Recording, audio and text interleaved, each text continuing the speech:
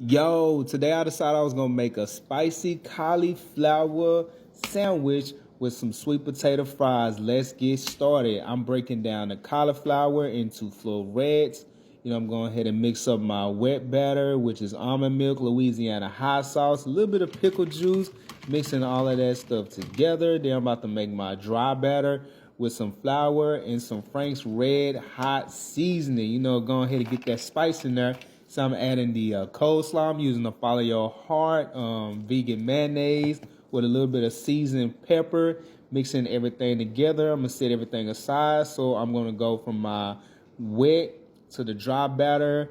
Everything is coated. Now it's time to cook it. So I cooked it until it was all done.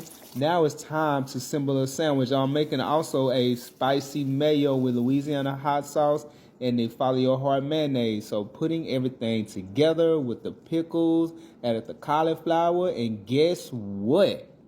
Time to eat.